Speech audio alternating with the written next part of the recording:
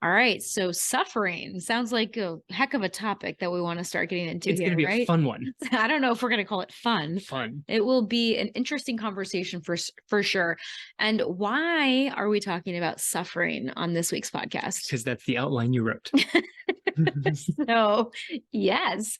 So, whenever we do these podcasts, we try to connect them. I just kind of like think about like what's happening in our lives, in our running, in the world, in our clients' lives, like some of our coaching clients, like what's going on with people, what are topics that we are talking about lately, like inside of our academy training calls, like on our live weekly coaching sessions, what are questions we're being asked.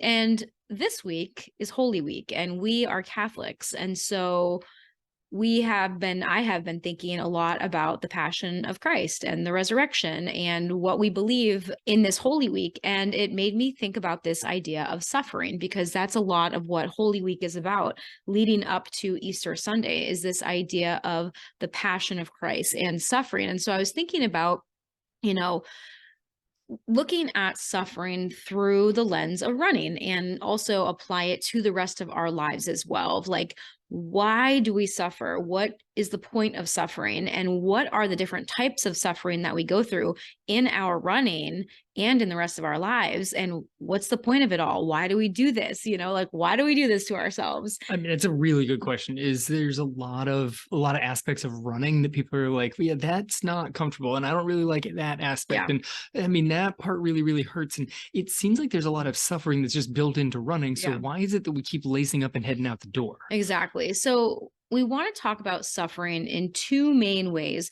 So let's first just kind of jump into this idea of what's the point of suffering? The point of suffering. Okay, so like a big picture. Yeah. And I think that like there's a couple ways that I usually like to look at this. I shouldn't say usually, but the way that I was thinking about this when I was outlining this podcast Tee this up for us. is that there's kind of two ways that we can handle suffering. There's a third way, but really two of the ways that I want to talk about this week is that a lot of times when we see things that are painful or that would cause suffering in our lives, we try to avoid them.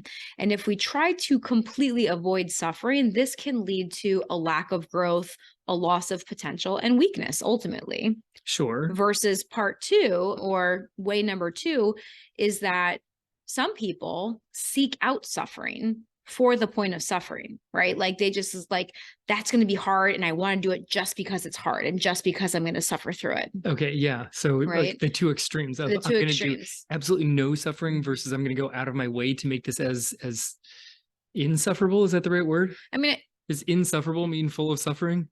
It might. I think it does. Yeah, you're better at vocab than I am. That seems you actually right. studied for the SAT. That seems like one of those silly words that you put in at the front, and yet it means filled with suffering. Yeah. Insufferable, causing suffering. Should we pause and like look up the definition? No, because you refer to like insufferable. It's like Matilda. They refer to as like the insufferable child. Yeah. Because she caused suffering to those around her. Right. I think we've got it. So if you seek out suffering for the point of suffering, what can happen is that this in our running world, it can lead to overtraining, doing some dumb things, and then getting injured, right? Just because we're like, I'm going to do it just because it's hard or just because I want to challenge myself to the maximum degree. Well, I mean, there's some people on Instagram that are yelling at you that if you don't, that you're weak. So clearly, you said try to avoid suffering leads to weakness. So obviously, the only possible solution is to swing to the complete other side of the pendulum. Yeah. And every day must be an absolute sufferfest. Otherwise,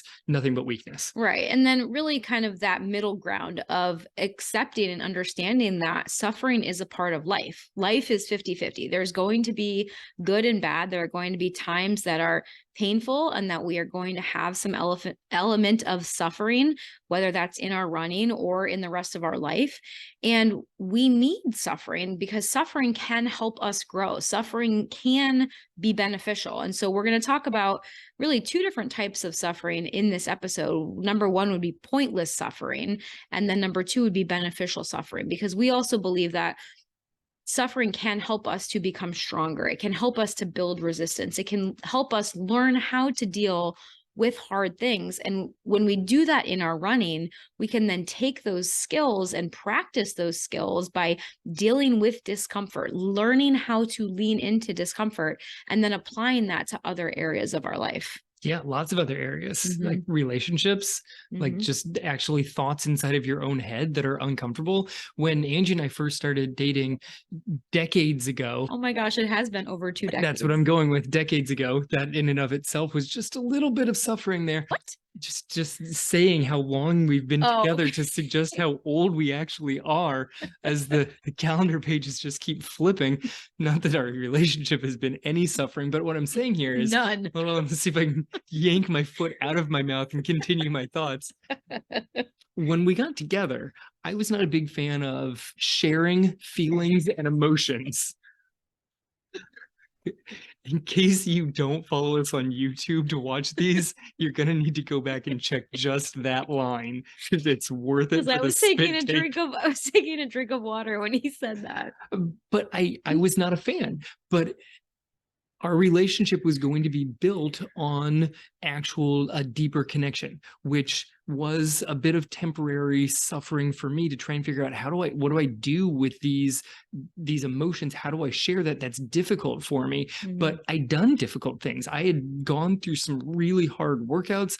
I'd done long, grueling workouts. I'd done short, brutal workouts. I'm like, wait, I can approach uncomfortable situations because I've been in uncomfortable situations. I've been in physically uncomfortable. But if you've been running for a while, you know that if you want to hang out in that physical uncomfortable, you have to deal with some mental uncomfortableness also. Mhm. And that can certainly pay great dividends, because now we're happily married with beautiful children. Yeah. So did you actually like think of that when like at the time when you were learning or trying to figure out how to be open with your feelings is like, oh, I've dealt with uncomfortable situations in running? No. No. So at the I was gonna say time, that was like some really deep back then. yeah. No. At the time, my thought was not like, oh, well, how am I going to approach this? My thought was, I've I've done uncomfortable things.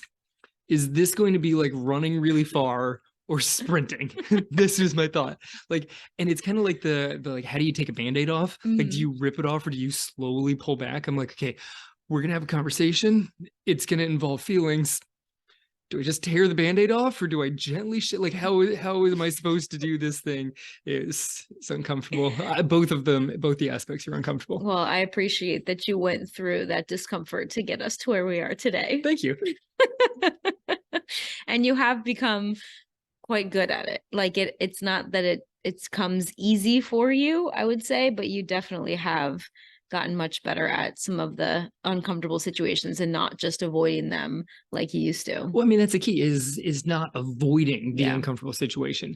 Like maybe I'm Yeah, not you the, used to completely avoid it. and I'm still not like I really don't go out of my way to seek out uncomfortable Oh, for sure conversations. not. You sometimes go out of your way to seek out some uncomfortable conversations. That's also true. When there's something that needs to get addressed, will try my best to be like, okay, how are we going to get this thing covered? I don't want to. I'm not excited to Yeah. deal with the uncomfortable, but I don't think a lot of people are super excited to deal with uncomfortable. But you can, in fact, take things from running and then move that into many, many other aspects of your life. Yeah. And I think like when Kevin and I were kind of talking about this episode, like another thing that came up was this idea of passion, because, you know, during this time of the year, during, you know, Holy Week and the week before Easter, there's a lot of religious shows and movies on Sure. TV, right? And one of the most famous ones or more famous ones is The Passion of the Christ. Mhm. And the passion is really the word that they use to describe the suffering of Christ during Holy Week, during, you know, his trip to the mountain and the crucifixion. Yep. They call all of that the Passion of Christ. And so we were talking about this idea of passion, and both of us read a book called The Passion Paradox a couple of years ago, which is a fantastic book. Highly recommend that one if you guys haven't read it yet. And that one's by Magnus and Stuhlberg, right? Yep. They did that one together. That's one of their Yeah, I think they did that one combo together. ones. So Steve Magnus and Brad Stuhlberg, Passion Paradox, great book. And in this book, they really point out this idea of how passion is inherently linked to some level of suffering. Right. So when the word passion even first came around, it was purely used to describe the events around Christ's death. Yeah. Like that was like the only use of it. And then it kind of wasn't even used for much other things. It then kind of started moving into, and it's been a few years that I read it, but if I remember correctly, the way that this was, we got the book from the library, so I don't have it to reference. Yeah. But if I remember correctly, it then moved into love, but it wasn't like, oh, you're deeply passionate in love with somebody. It moved into unrequited love. It moved Like into love. Shakespeare It was time. Shakespearean. It was love that could not be answered correctly, like Romeo and Juliet. That was passionate because it was love that shouldn't be happening. Therefore, it was immediate suffering on both sides. And it wasn't until much more recently that this whole idea about, well, we all need to like think about it and focus so we can find our passion because it'll get us out of bed in the morning. Like for centuries, no one would have thought passion is something that's going to make you like, yeah, I'm going to kick the sheets off and jump out of bed. Like passion was suffering. Like they were the same thing. And now we've kind of flipped passion into like, ooh, I've got to go out and get all gung-ho and find my passion because that's what's going to get me so excited. But this suffering, I think, is built into it. If you're searching for something that's big and challenging, there's going to be some difficulty along the way. There's going to be some misses along the way. There's going to be some level of suffering if what you are driven for, if that passion, in fact, is something that is super, super big and not easy to achieve. Yeah. And I think that we as runners understand this concept, even if we may not have put words to it yet. Right. Because there's a lot of people that say like, oh, running's one of my passions, right? Like I'm passionate about running. I love running. And, or there are other people that are non-runners that are like, you have to be passionate about it to do as much of it as you do, right? Like, oh, that must be one of your passions, right? And so we kind of use this word passion now to describe something that we love. But I think that we as runners can really understand how this does link to suffering, because we understand that there are plenty of days, plenty of runs that do not feel good for us. And hopefully those are not every run, right? Well, hopefully that you guys are listening to this podcast and you understand that most of your running should feel easy, should feel good. But even those easy runs sometimes don't feel great, right? Even when you're supposed to be out on an easy run, sometimes your body just isn't feeling good that day. And that's totally normal for that to happen. But then we also have these runs like speed workouts and tempo runs where we are literally trying to put ourselves into discomfort and stay there. We are trying to make our bodies uncomfortable and use our minds to continue to push through that discomfort without letting our foot off the gas. Yeah. Right. And there's something inherently wonderful about that. And it's hard to describe when you have never done it, right? Or when you've never really understood it. But like, there's something, and this is funny for me to talk about really too, because tempo runs are one of the ones that I really think about when I think about like discomfort. The discomfort and the suffering, because like I really like higher end speed workout. It hurts. Higher end speed work is not comfortable. I feel like the burning in my legs. I'm, looking at my watch ready to stop. But it's different than the slow burn, just perpetual discomfort of a tempo run. Right. Especially when it's a time-based tempo run. You've always hated the time-based because you can't do it faster and get done with it. If you're supposed to go at a moderate effort for 20 minutes, it doesn't matter if you go slightly faster, you still have to do it for 20 minutes. I remember when I first started assigning those to you, you're like, well, can't I do it for like 2.5 miles? Could I do it for 3 miles? Like it didn't matter what the distance was. Matter. Could I do it for a distance instead of a time? And we had some discussion on that of, well, kinda. Yeah, you can, but it's funny because as I have evolved as a runner, I have come to appreciate tempo runs much more. I've always kind of appreciated them. I really hated them at the beginning, but like I kind of started to like, because I understood the point of them. Because you got right. them. I get that.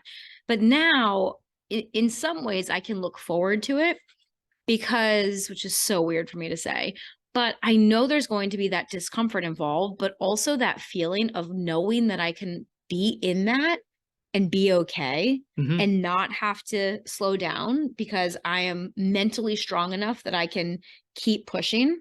That has a level of satisfaction to it that is in the suffering. Like the suffering is leading to that level of satisfaction.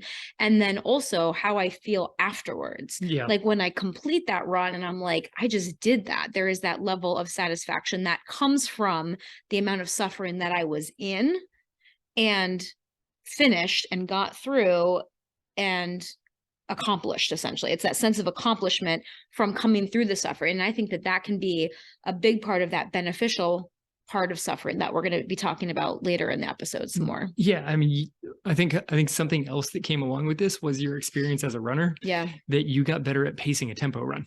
No, maybe. Like one, you just generally got fitter, but you also get better at pacing it. If you don't try the tempo run at moderate pace, if you're like, oh, it's going to be a 20-minute tempo, so how hard can I go for 20 minutes? You're doing it wrong. Like if you are barely making it to the 20-minute mark, you're going too fast because the pace is something that you could sustain for longer than 20. Right. It's not easy. It's not super comfortable, but you could sustain it for longer than 20. So if you finish 20-minute tempo and you drop to the ground, you also went too fast. Yeah. So I think that's also a growth that you've had too. Yeah, for sure. So before we jump more into this idea of beneficial suffering, let's go into this first concept of pointless suffering. Because, this one's going to be fun. Because I feel like so many runners put themselves into pointless suffering that's really not serving them in any way. And this often is a result of a lot of these common running mistakes that we see that just lead to unnecessary suffering and struggle. Like running can be hard enough. Why would you try to make it harder than it needs to be? Are you doing that just because? And the ultra community is a wonderful example of this. This is what I think we're going to have a very good discussion here. I'm very excited for this part. This is, obviously I'm sitting next to an ultra runner here. Like we sleep in bed together every night. Like, so I'm not knocking the ultra community, but I think like Kevin's first attempt at 100 miles was in the heat of May in South Florida. There was a Saharan dust cloud that was like, why would they plan this race in May and not in December, January, February, when you know the weather is going to be better? Why is there a race, the Badwater 135, in the middle of Death Valley in July, right? Like they could have picked a different time of year, but the point is literally to make the conditions so inhospitable and so difficult that most people can't handle it. Right. I mean, the Death Valley is at the beginning of July. Yeah. So it's like the middle of July. Yeah. So there were people who would run the Florida race almost as like a prep for it. There were people that did the 50 miler of that one as a preparation for running through Death Valley in July. There were some people that did both of the fulls, the full 100, and then when we're heading off to do 135 miles. Yeah. But you can't do it into the winter, the Death Valley one, because the mountain that you have to climb at the end of it would be too covered in snow and it would be physically impossible, because there have been people that tried to do Badwater in like December or January and they're not sure if it's any easier, because once you start climbing the mountains, it's just feet of snow that you're trying to run through. Right. So that's got its own challenge to it. It does. And yet there was more than one person. There was like a group of people that were like, I wonder if we could do it in December. Right. Like, oh, okay. Just because they wanted to see if they can. Like, and on one hand, there's a level of respect that I have for people that are like, I just want to see if I can do this. Sure. Right. Like, I want to really challenge myself here and see if I can. And then on the other hand, I'm like, what are you doing?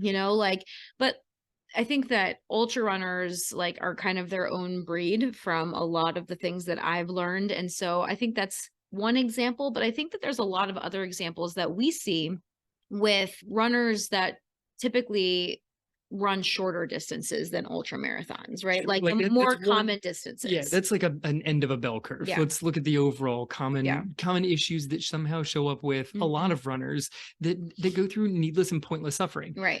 So one of them, and this is one that's like I see very commonly, like in various running groups online, and especially online running groups, is that people will see a hard workout that their friend posted and then they decide to do it. They're like, oh, that looks cool. I'm going to go ahead and do that. Yep. When maybe that's not the right workout for you, right? Like maybe that's not the right workout for that second person that just saw that workout posted.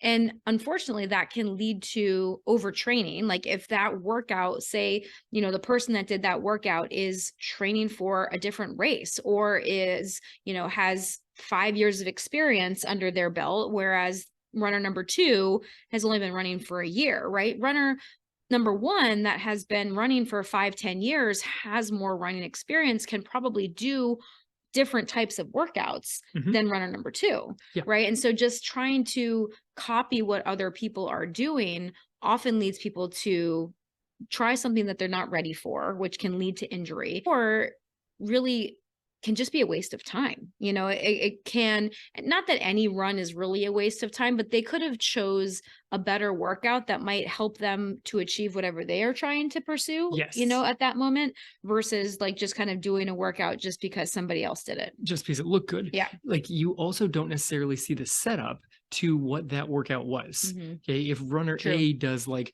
5 by a mile and they put up their paces and you're like, well, that's phenomenal. Okay. But what if runner A is a 3 hour marathoner and Mhm. runner B that sees it is a 4 hour marathoner? They Or a shouldn't, 5 hour marathoner. they should not be doing the same workout Right. at the same paces. Mhm. Even if they're both at like if they both wanted to train for a marathon, they were both like, say they're both 4 hour marathoners, Mhm. but runner A is training for a marathon and runner B is currently training for a 5K. Mhm. 5 times a mile is not necessarily going to be a super helpful thing. That's just going to be way more than is necessary. Right. Could they do it?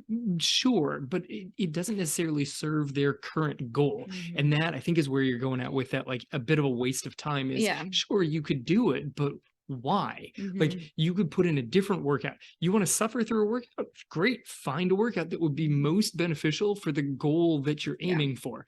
There are plenty of workouts out there that Mhm. will lead to pain and discomfort. Yeah. But if you're going to do a workout that leads to pain and discomfort, at least make sure that it's paying off to whatever it is Mhm. that you're aiming for. Yeah. And kind of along this idea of like, running with friends or like being influenced by like people online or people in your running group, there's often times where I will see people that had a certain run on their schedule. Mhm. Say they were supposed to do 8 miles that day Okay. and they decided to run longer. All my friends were doing 12, so I just decided to go with them. Uh-huh. Right. Or they decided to run faster than they were intending on, right? Because they got Maybe into their friend because group. they Their got friend into group their went quicker. correct, and they didn't want to be spit out the back. They wanted to run with the group versus run by themselves. Sure. So even though their easy pace, well, let's just say their easy pace is 11-minute pace, but their friends were running 10-minute pace. And just because you can run 10-minute pace doesn't mean you should be running 10-minute pace on that long run, right? Like there's a lot of times that I know that I can run that pace, for that distance, but is that actually going to give me the same benefits as if I took it a little bit slower? No, it's not going to. It's going to give me different benefits.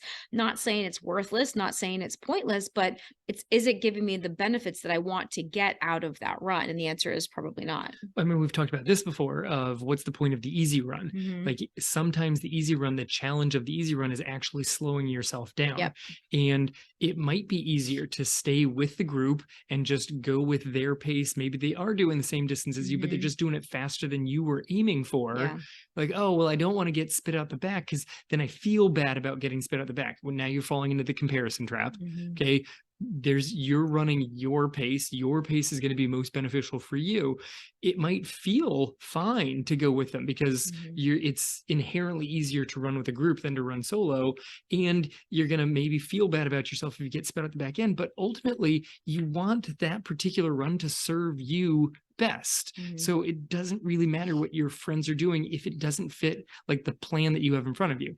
Now, sometimes you can see this coming. Like, oh, well, next weekend, my friends are doing this run. So I could adjust my week. I could adjust this weekend to then make next weekend also fit into it. Yep. So you could fit this in. But if you're perpetually spur of the moment being like, oh, I was doing 8, they're doing 12, I'll do that. And then on Tuesday, well, I was going to do quarters, but they're doing 4 by a mile and faster than my pace.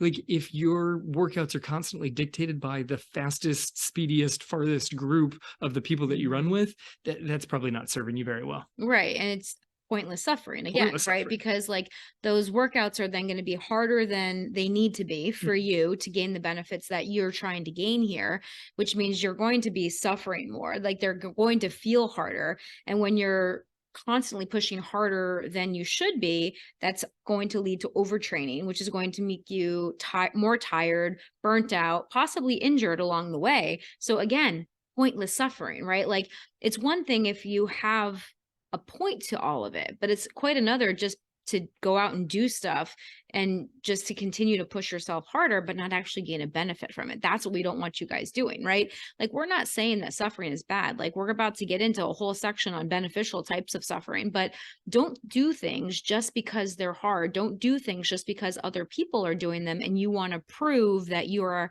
you know, on the same level as that other person. Like, I think that that's another thing that people often try to do is they try to prove themselves, you know, to either themselves or their running group or some person from their past, right? Like they're trying to prove something like, oh, well, if I do this workout, if I suffer through this and get through this, then that means something. Yeah, that it means something. I mean, so much of this relates to me when I was in college is I felt like I had to keep up with the people around it. Yeah. I was walking onto the team in college, so I felt like I had to keep up with everybody during workouts, and I had to keep up with them during all of the easy runs. Their easy pace was way faster than I needed to be, which, to be honest, is actually an issue across all NCAA like cross country runners. Is everybody just pushes too hard? Like everything is faster than it needs to be on easy days, and then you grind it on workout days. All coaches, like I think possibly every college coach across the country has said, okay, no racing today, and then watches their entire team race each other. Yeah. Like this is just what happens. But also at that time, you are testosterone laden.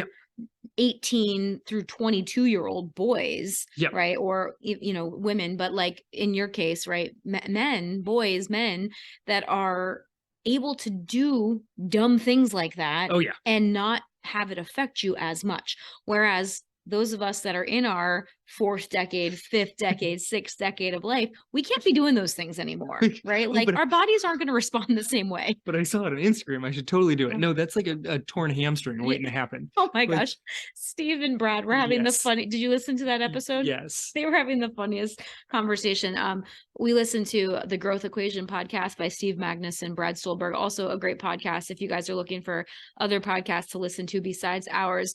And they were kind of joking about racing each other because like they're what distance would be the best thing? Because one lifts and played football and the other was the phenomenal distance runner. Right. Yeah, they decided like 10 yards would be the appropriate distance to race each and other. Like, yeah, but the problem is we'd all go out too fast and I'd tear my proximal hamstring. Both of them would just be laying on the ground in pain. Yeah. It's a pointless suffering. Right. Just to prove a point. Right. Just to like prove like who's faster than who right now. Right. And you know, maybe if you go back enough times before they've grown and reached the level of maturity they're at, they might have tried that. They might have gone head to head and seen what happened before they even knew each other. Like you take them back to like high school day of both of them. They in high school for sure. They definitely would have gone at each other. For sure.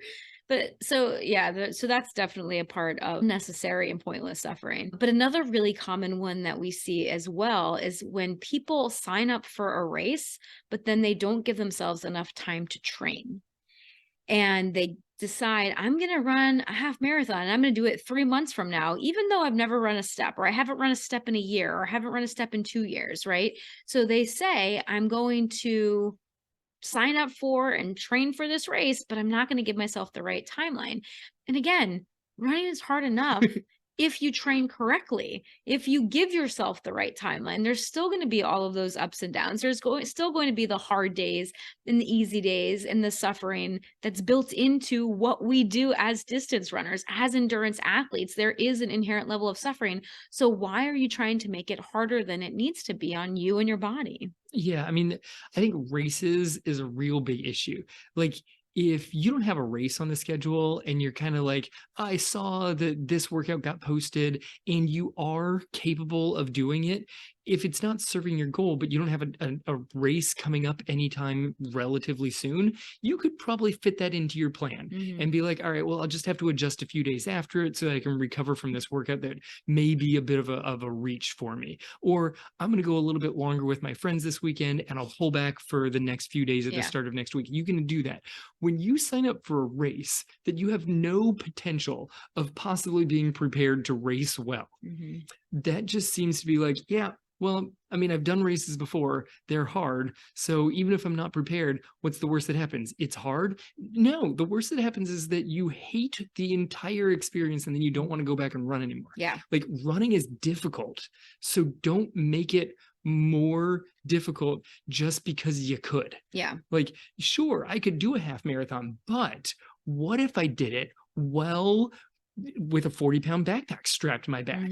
Like, okay, sure, you could, but why are you doing that? Yeah. It's like, I could clean the floors of my house with a toothbrush, but why the heck would I ever do that? Yeah. Right? Like, would it get them clean? Probably. Would I like just go out of my mind before I got through the whole house?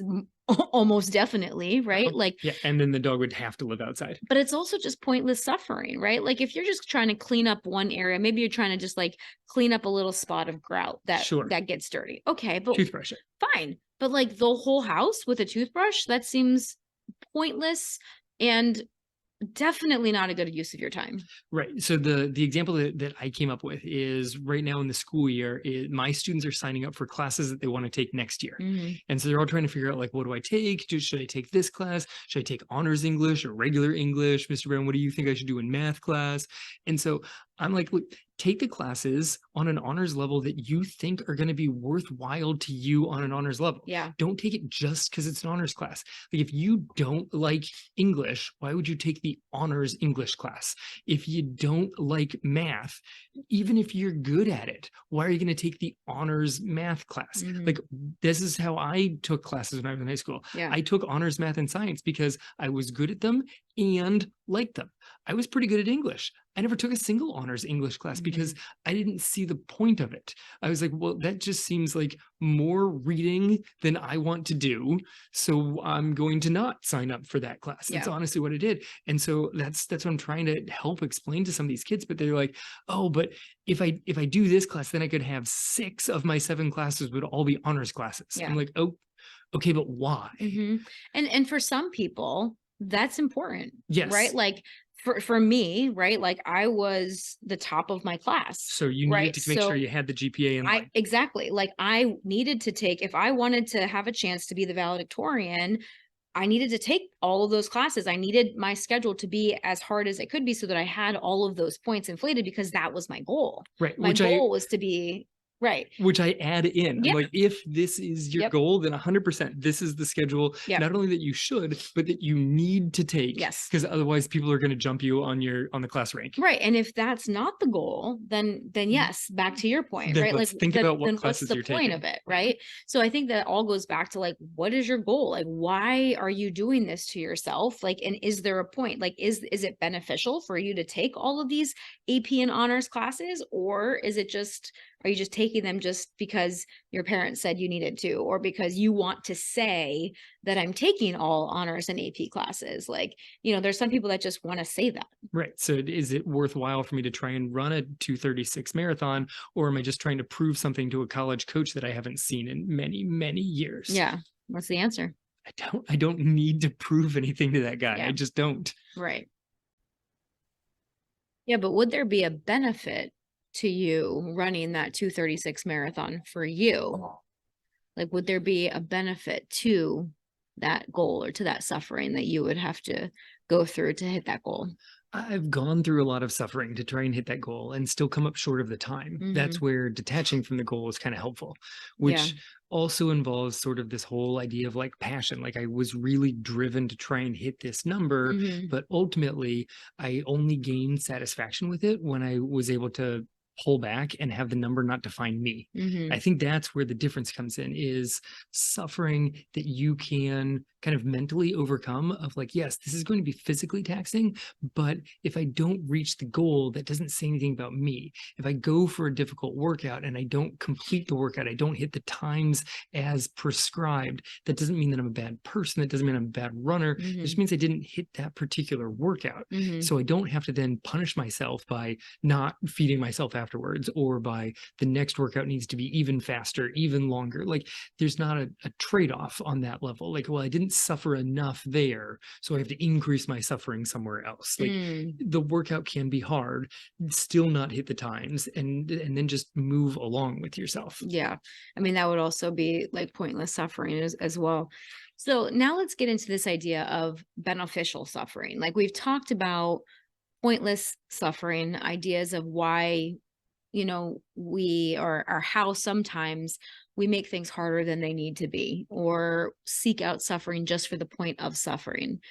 Which sometimes can be entertaining. We'll get into that as beneficial. Yeah, I We'll was add it going to as say that would be more in the beneficial realm of right, things. right. I want to add sometimes that things Hmm. that may seem like pointless suffering. And I think this is where your ultra end of the spectrum may come Yes. into Yes. beneficial suffering. Yeah, I think we can definitely have a good discussion about that here too.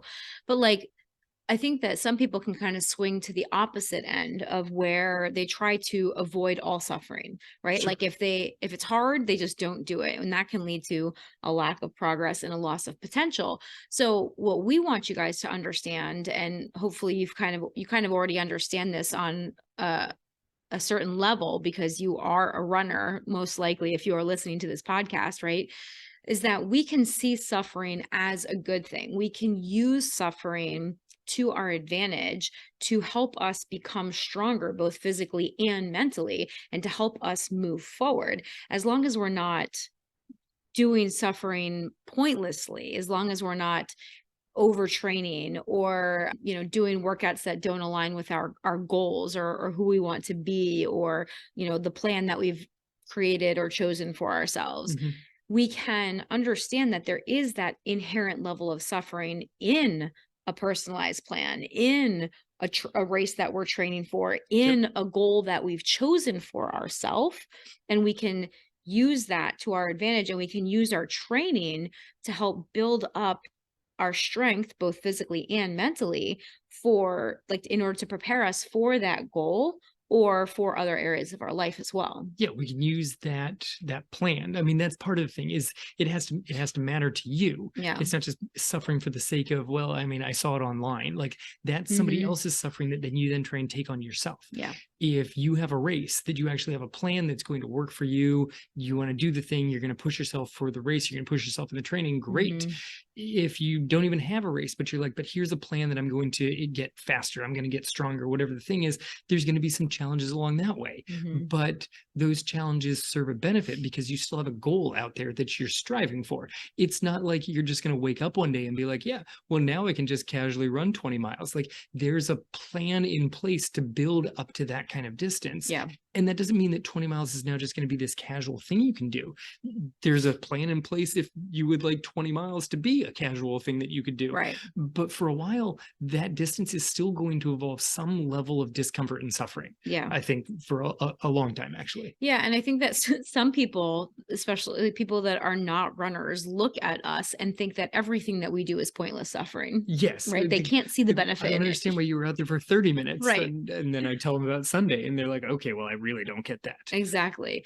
But we as runners understand that we can use our running as ways to make ourselves stronger and ways that we can learn how we respond to discomfort, right? We can use running as a tool to reveal certain things to ourselves. It can reveal those areas where we are already strong. Like for me, it was speed work.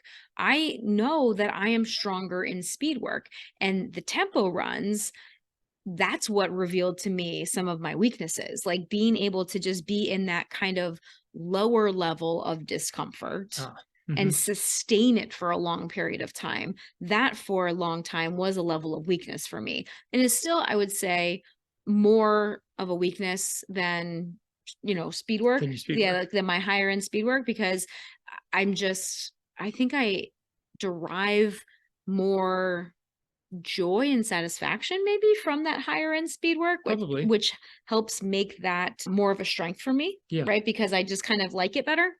And I think that when we do things that we enjoy, that makes that level of suffering easier to tolerate. Yeah, but I mean, either way, what you're looking at here is kind of like suffering as a flashlight, suffering that Mhm. highlights your strengths, Yes. suffering that highlights your weaknesses. And then you're like, oh, well, that's an area of weakness. So Mhm. if I kind of dig in a little bit to that suffering, if I can live in that suffering discomfort, maybe I can improve that weakness. Right. Maybe I can make myself stronger in that area. And this works with running and life. Like maybe I don't really like going out in big social settings and just walking up and having a conversation with strangers. This is literally exactly me. I don't enjoy the big social setting and small talk with people that I kind of know. It's uncomfortable for me. So I can put myself in that scenario Yeah.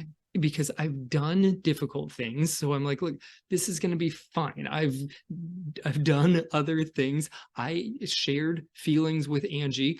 I can probably have small talk with this Mhm. person. It's going to be okay Yeah. if I have small talk with someone that and I know them. This isn't a complete stranger. That's a whole different level of Mhm. discomfort. But this is someone that maybe I don't see on a regular basis. And now they're going to ask me things about my life. I'm then going to have to share them. Then I'm going to have to ask them things about their life. It's going to be this, It's called human interaction. it's going to be this like conversation that we're having. And I'm going to feel uncomfortable and tired at the end of it. Which is so funny because like people when they talk to you, they don't get that from you. You know, they're like, "Oh, Kevin's such, he's so fun to talk to," or "He's so great about this," or "He's so funny." And it's so like you don't put that vibe off when you are in a lot of social situations. Like sometimes you do. I've worked really hard. Yeah. Well done. Thank you. Well done. Right, so part of this thing I think that they want to cover inside of beneficial suffering is balancing the risk reward. Yeah.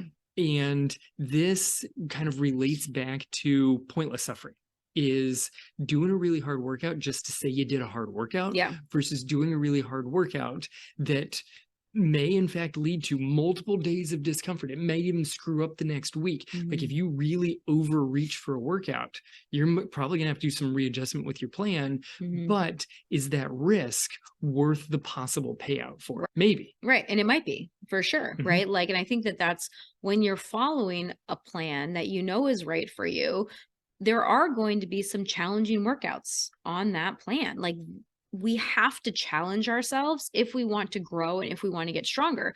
That is what training is. Training is about putting ourselves in uncomfortable situations and forcing our bodies to adapt. That is what this is all about. Like, so if you want to improve as a runner, you've got to become okay with discomfort. You have to become okay with suffering. Not every run should be easy, right? Most of your runs should be easy, but if every run is easy, you are going to stop progressing. You are going to plateau and you may even start to decline because we need those hard things in our life to push us forward, both in our running and in the rest of our life, right? But like Kevin said, what is the risk of this workout? What is the risk of trying to pursue this goal versus what is the reward that I will gain from it? Is this the right time for me to pursue this goal? If you are currently trying to, raise 3 small children under the age of 4 and trying to work and trying to volunteer and trying to do all these other things, is that the right time for you to also add marathon training into the mix? Only you can answer that question, right?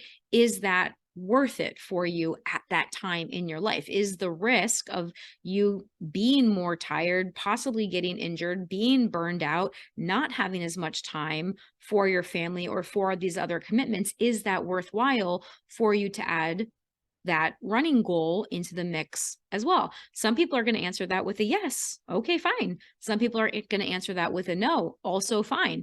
But it's about us understanding that risk reward and then making that decision that we feel is right for us at the time. I like that. I like that you kind of took the broader approach of the risk reward of literally even putting a marathon on the plan. Yeah. Of like, do I have the time of my life there? Because there's a whole bunch of risks that show up just by looking to undertake marathon training. Mhm. Right? I want to do a couple very specific examples from my training.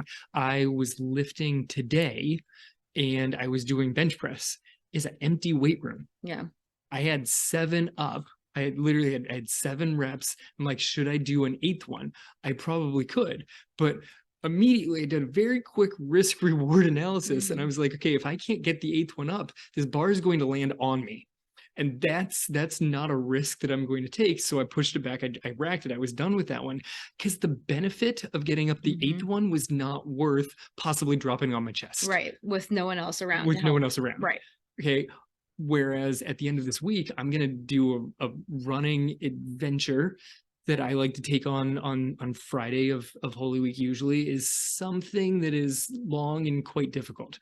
And I don't have a race imminent on the schedule. So I can do this long, difficult thing. And it may take me a few days to recover from it, but it's not really going, like the challenge of it, of going up and over this overpass over and over and over and over again is. Are you doing the overpass again? I'm going to do the overpass. Okay. Is not going to break me. It's going to be tiring.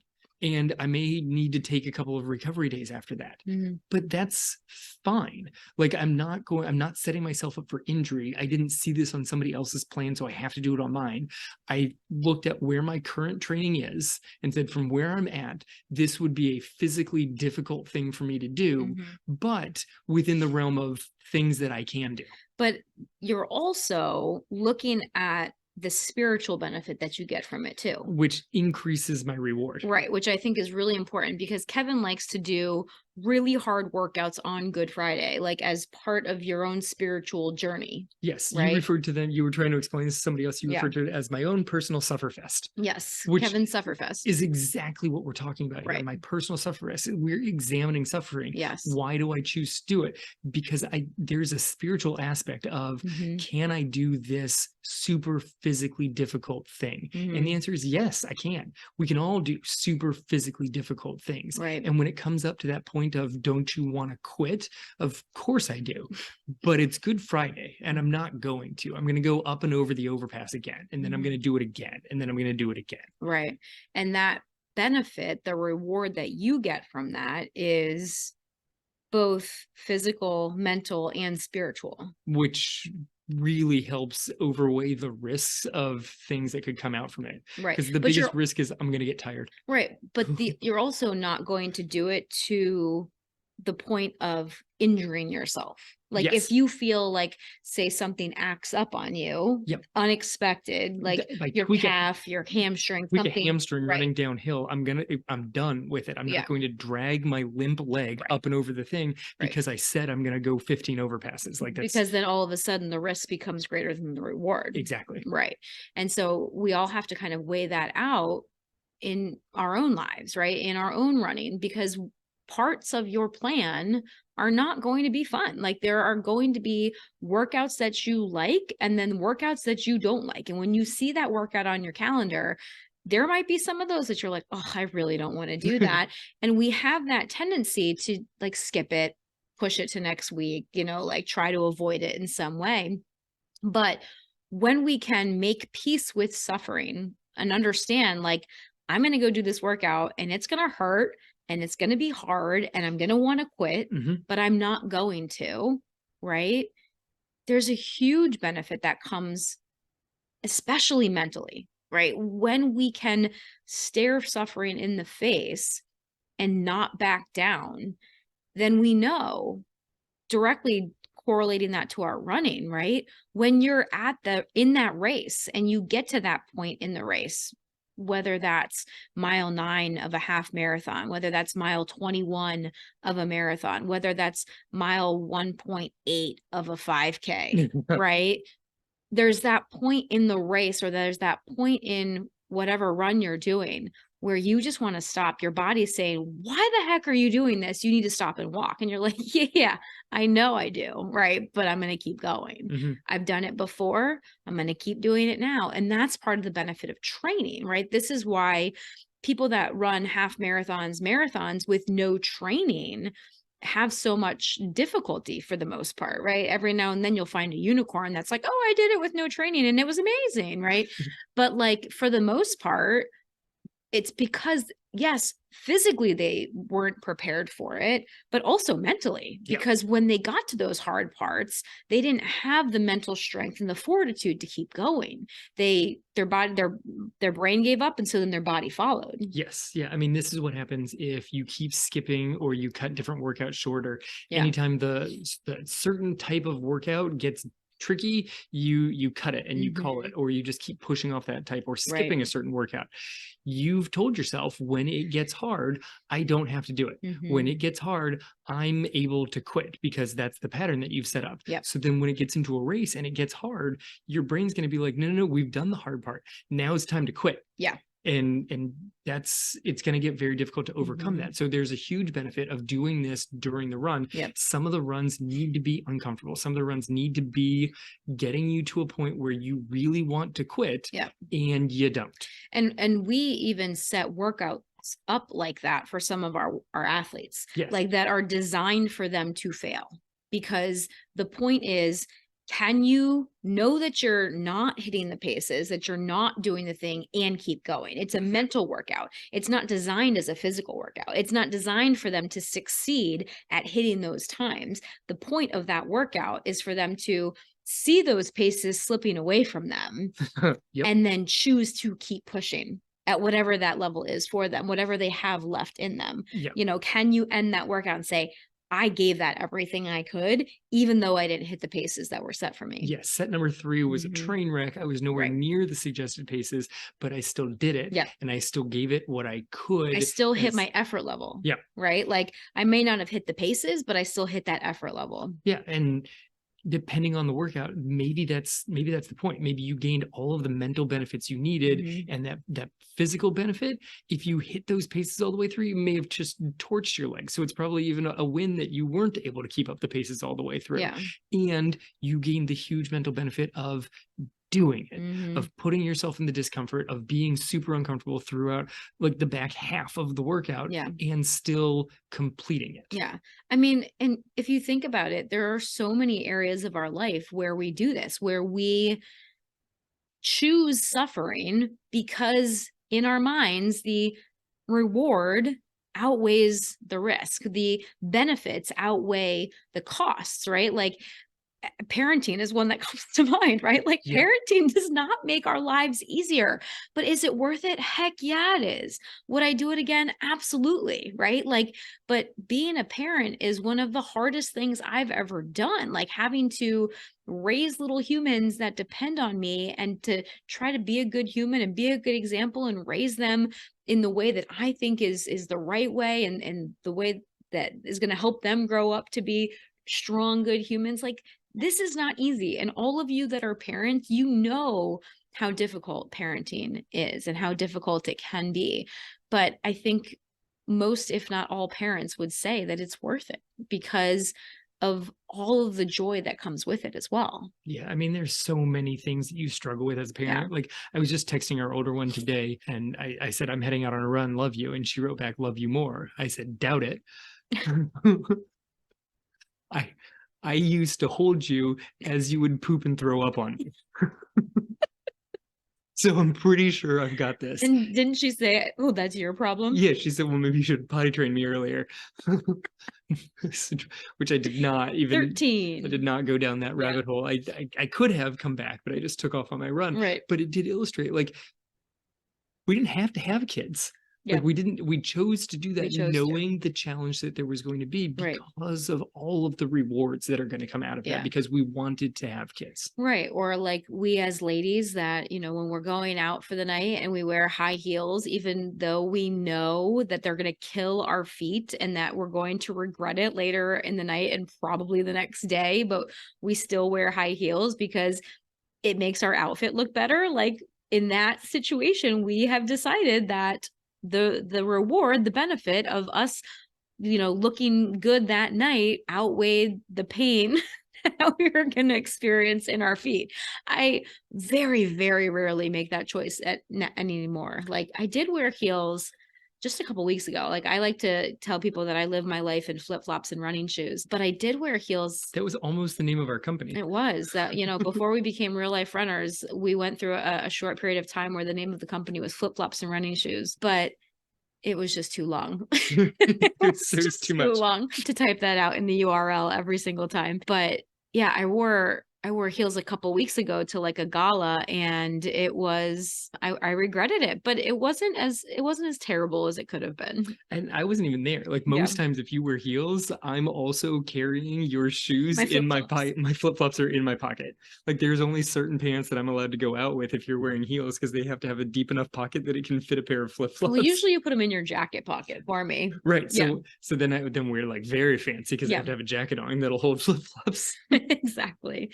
So, kind of bringing it back around here is like understanding that suffering is part of the process and that we can't get away from it, both in running and in the rest of our life. And can we make peace with it? Can we decide like, yes, this is suffering that I'm willing to go through and that I'm on board with, and I don't have to run away from it. I don't have to get rid of it. I don't have to avoid it. I can run head on into this suffer fest that I've chosen for myself and see what happens and see how I come out on the other side physically stronger, mentally stronger, emotionally stronger, able to do more than I was able to do before I took this on, and making sure that those benefits outweigh the reward, and that we're not just suffering pointlessly for the point of suffering, but we're actually choosing those times of suffering for our own greater good. Yeah, I think that's a really good synopsis of it. Like it's the risk reward, it's the cost benefit. Like, is it worth the suffering to you? Not because it'll look good, not because you can post it up on social media and people will like it, but actually just to you. If no one else knew that it happened, would it still be important to you to go through the suffering? Yep, absolutely. All right, you guys. So thank you so much for joining us today. If you haven't left us a review yet or shared our podcast with a friend, we would love for you to do that, because when you leave us a review, when you share the podcast either on social media or text this episode to a friend, it helps us to reach more people and help more runners to become physically and mentally stronger. And that's really our goal with this podcast and with everything that we do. So share this episode with a friend. And if you're looking for coaching, we would love to help you. So head over to realliferunners.com. You can check out our coaching options there. We offer group coaching and one-on-one coaching to help you achieve your goals, to help you decide what level of suffering you would like to undergo, and to guide you so that you don't have to go through pointless suffering. You don't have to make all the mistakes that so many runners make, that you can avoid a lot of those mistakes and you can choose your suffering wisely, understanding that it is to your own benefit. We would love to guide you and support you through that process of becoming a physically and mentally stronger runner. So check out all of our coaching options over at realliferunners.com. And as always, thank you so much for joining us. This has been the Real Life Runners podcast, episode number 302. Now get out there and run your life.